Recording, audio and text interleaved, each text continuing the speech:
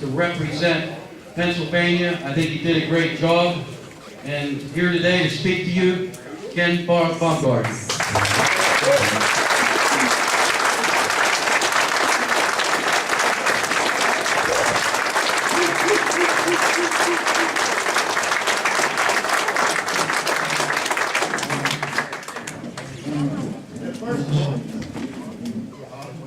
First of all, I'd like to thank everybody for having me here. And you guys are the reason why this all happens. I mean, everybody takes this for granted that this is a one-man sport. It's not. This is a team sport. A lot of the guys in this room right here, I'm looking around, has taught me how to fish. John Goliath is one of them back here. Many guys here. I've heard the stories, I've asked questions, and that's why, that's what it's about. This is a team sport. Without these sponsors that I have, and without people like Jimmy Adams, this is not possible. This right here, this trail, the KBBC, is by far one of the strongest buddy trails going, and the reason being is because it's full of good people. This classic deal was a cool thing. I wish everybody on the planet that fishes could experience walking across that stage one time. That's just, I mean, I don't even know what to say. It's just, you know, I made a bad decision. I thought that I actually was on good fish, and Skeet Reese and I was practicing together actually, and I made a bad call, but hindsight, it is what it is, you know, and I made a bad decision, and the hype of the tournament I got caught up in that a little bit. It's an incredible thing to walk out on that stage in the Bassmaster Classic and look at all them thousands of people. And it's pretty overwhelming. And Steve Reese told me before the tournament when we were practicing, he says, when you walk up on that stage, he says, if this ain't the coolest thing you've ever experienced in a bass tournament, then you need to do another sport. Man, was he right. I mean, it was an incredible thing. You have every emotion you're thinking about, you know, oh, I'm good for this, I can do this, I can do this. When you pop out there and see that, it like all falls in perspective. It's just an amazing thing, and I want to thank the Federation for all its support. I mean, just everybody. It's like I said, this isn't a one-person show, by no means. Jimmy Lumford, God bless you, man. He makes them jigs, and I mean, it just goes on and on and on. I'm sure everybody that I know here, I could tell a story about, because in one way or another, everybody's helped me out, and I appreciate that. I want to thank everybody for the help that I've gotten.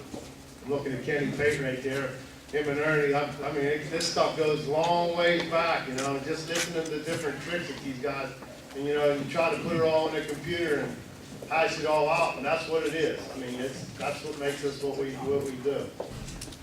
Hey, if there's any questions, I know there's a lot of people ask questions about what's it like and so forth. I just figured if anybody has any questions, I'd be more than glad to answer. Anybody have any questions? No questions.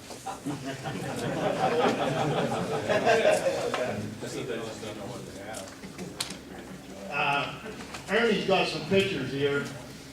This is some of the pictures from the class. It's a little different than fishing a regular tournament when you go to the Classic, which was I didn't have a clue about it myself. But I'm not used to fishing with a helicopter 5 feet from your head. Right here is where the height starts. Right here, when you're on the bus in the morning, going down to your boat, and you're sitting beside Ricky Klung, Kevin Van Dam, and these guys are calling you a rookie. And it's an amazing thing. I mean, Ray Scott says it. He was banking on me winning this tournament. I talk to him every day, and he says, hey, it'd be pretty cool if a guy from the north in the Federation could pull this one off. But these are the pictures of the launch in the morning. I will say one thing that differs this tournament over all the other tournaments I've fished. You can't see it right here, but right out from the ramp, going to the river, the Red River is about 2 miles from, a mile and a half from the takeoff site. And it was super foggy, you couldn't see nothing. But you're running 72 miles an hour, and you're trusting the guy in front of you. My trolling motor was 2 feet from his motor, and there was a trolling motor 2 feet from my motor. That's one of the biggest things that I've seen the difference between fishing this tournament as opposed to a buddy tournament. It's wide open, every move is wide open, and everybody just trusts everybody. This is the Triton that they Triton gave me for the tournament. It was a 20X3 with a 250 mark on it, which is a super nice boat. I kind of beat it up a little bit.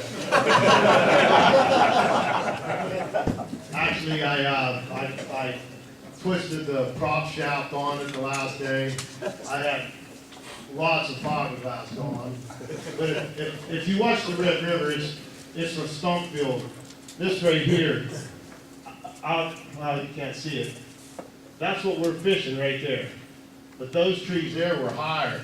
The spots that we were fishing in Shaw Lake, Clark's Marina, and that, it looks just like that, but the tops of the trees are just rotted. There's millions and millions of trees there.